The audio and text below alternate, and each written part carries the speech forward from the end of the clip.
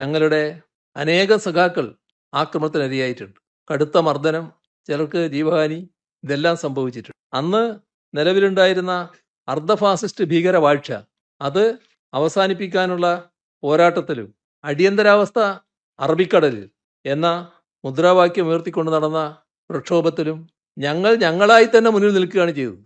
എല്ലാം ചരിത്രത്തിന്റെ ഭാഗമായിട്ടുള്ള കാര്യമാണ്. RSS അക്രമങ്ങൾക്കെതിരെ CPIM ചെറുത്തുനിൽപ്പ് നടത്തുന്ന ഘട്ടം കൂടിയായിരുന്നു അത് എന്ന് ഓർക്കണം. ഈ പറയുന്ന 1977-79 കാലം കണ്ണൂർ ജില്ലയിൽ മാത്രം അനവധി രക്തസാക്ഷികളാണ് CPIM-നുണ്ടായിരുന്നത്.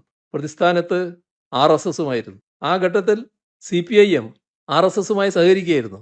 ഞങ്ങളുടെ സഖാക്കളെ കൊലപ്പെടുത്തുന്നതിന് നേതൃത്വം കൊടുക്കുന്ന വിഭാഗമായി അവര് പ്രവർത്തിക്കുകയായിരുന്നു. 1977-ലാണ് ജനതാ പാർട്ടി രൂപീകൃതമാകുന്നത്. ജനസംഘം എന്ന പാർട്ടി അതിൽ ലയിച്ചു എന്നത് വസ്തുതയാണ്. യഥാർത്ഥത്തിൽ നാം കാണേണ്ടത് അടിയന്തരാവസ്ഥ കാലത്ത് CPIM-ഉം RSS-ഉം തമ്മിൽ യാതൊരു ബന്ധവും ഉണ്ടായിരുന്നില്ല.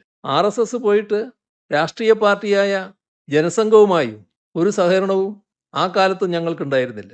ജനതാ പാർട്ടി എന്ന നിലക്ക് രൂപം കൊണ്ടതിനു ശേഷം അതുമായി ബന്ധപ്പെട്ടുള്ള തെരഞ്ഞെടുപ്പ് സഹകരണം ഉണ്ടായിട്ടുണ്ട്. അതെങ്ങനെയാണ്?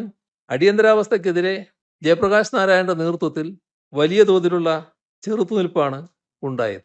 പ്രധാനമായും സോഷ്യലിസ്റ്റ് പാർട്ടികളാണ് വിവിധ സംസ്ഥാനങ്ങളിൽ ഈ മുന്നേറ്റത്തിന് നേതൃത്വം നൽകിയത്. 1977-ലെ തെരഞ്ഞെടുപ്പ് ഘട്ടത്തിൽ അന്നത്തെ ഒരു വിശാല മുന്നണി, ആ വിശാല മുന്നണി ജനതാ പാർട്ടിയായി രൂപപ്പെട്ടു. ഞങ്ങളതിലില്ല. CPIM അപ്പോഴും വേറിട്ട് നിൽക്കുകയായിരുന്നു. അടിയന്തരാവസ്ഥയിലെ കോൺഗ്രസ് ഏകാധിപത്യ ഭരണത്തിനെതിരെ ഉയർന്നു വന്ന വിശാല ഐക്യത്തിലുണ്ടായിരുന്ന കക്ഷികൾ ഒന്നിച്ചു ചേർന്നാണ് ഈ പറയുന്ന ജനതാ പാർട്ടി ഉണ്ടാകുന്നത്. ഭാരതീയ ലോക്ദൾ, സംഘടനാ കോൺഗ്രസ്, സ്വതന്ത്ര party, socialist party of India, ഇങ്ങനെയുള്ള വിവിധ പാർട്ടികൾ ലയിച്ചാണ് 1977 ജനുവരി 23-ന് ജനതാ പാർട്ടി രൂപീകരിച്ചത്. ഈ ജനതാ പാർട്ടിയിൽ പിന്നീട് ജനസംഘവും ലയിക്കുകയായിരുന്നു. ഇവിടെ ജനസംഘവും മറ്റെല്ലാ പാർട്ടികളെയും പോലെ, ജനതാ പാർട്ടിയിൽ ചേർന്ന മറ്റെല്ലാ പാർട്ടികളെയും പോലെ അവരുടെ എല്ലാ കമ്മിറ്റികളും പിരിച്ചുവിട്ടാണ് ജനതാ പാർട്ടിയിൽ ലയിച്ചത്. ഏതായാലും അന്നും ഇന്നും എല്ലാവരും കണ്ടൊരു വസ്തുതയുണ്ട്. CPIM ജനതാ പാർട്ടിയിൽ ലയിച്ചിട്ടില്ല. CPIM തന്നെ പ്രവർത്തിക്കുകയാണ് ചെയ്തത്. സ്വന്തം നിലയിൽ അടിയന്തരാവസ്ഥക്കെതിരെ സമരം ചെയ്യുകയായിരുന്നു CPIM ചെയ്തത്.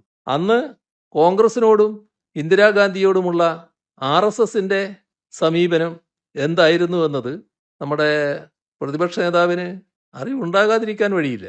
പ്രശസ്ത മാധ്യമ പ്രവർത്തകയും ഇന്ത്യൻ എക്സ്പ്രസിന്റെ പൊളിറ്റിക്കൽ എഡിറ്ററുമായിരുന്ന നീരജ് ചൗധരിയുടെ ഹൗ പ്രൈം മിനിസ്റ്റേഴ്സ് ഡിസൈഡ് എന്ന ഈ പുസ്തകമാണ്.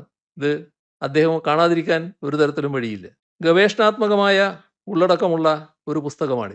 ആ പുസ്തകത്തിൽ RSS-ന്റെ അക്കാലത്തെ നിലപാടിനെ കൃത്യമായി വരച്ചു കാട്ടിയിട്ടുണ്ട്. ജനതാ സർക്കാരിനെ വീഴ്ത്തി ഇന്ദിരാഗാന്ധി തിരിച്ചു വന്നതിന് ശേഷം പലതവണ RSS-ഉമായി ഇന്ദിരാഗാന്ധി നല്ല ബന്ധമാണ് സൂക്ഷിച്ചിരുന്നത് എന്ന് പുസ്തകം പറയുന്നു. 1982-ൽ RSS സർ സംഘചാലിന്റെ സഹോദരനായ ബാബുറാവ് ദേവറസിന്റെ അടുത്തേക്ക് തന്റെ മകനും MP-യുമായ രാജീവ് ഗാന്ധിയെ ഇന്ദിരാഗാന്ധി പറഞ്ഞയക്കുന്നു. കപിൽ മോഹനാണ് ഇതിന് ഇടനില നിന്നത്. അദ്ദേഹത്തിന്റെ വസതിയിൽ വെച്ചാണ് ആദ്യ കൂടിക്കാഴ്ച നടന്നത്. പിന്നീട് കൂടിക്കാഴ്ച നടന്നത് നമ്പർ 10 ജൻപതിൽ വെച്ചാണ് എന്നും പുസ്തകത്തിൽ പറയുകയാണ്.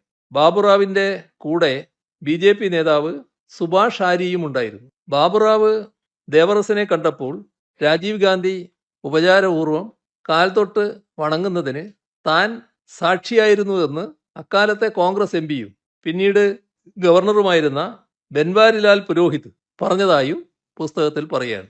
1980-ലെ തെരഞ്ഞെടുപ്പിൽ ഇന്ദിരാഗാന്ധിക്ക് അധികാരം ലഭിക്കാൻ RSS സഹായിച്ചുവെന്ന് അനിൽ ബാലി ഉറപ്പിച്ചു പറയുന്നതായി ഈ പുസ്തകത്തിലുണ്ട്. അനിൽ ബാലി ഇന്ദിരാഗാന്ധിയുടെ ഏറ്റവും അടുത്ത അനുയായിയാണ്.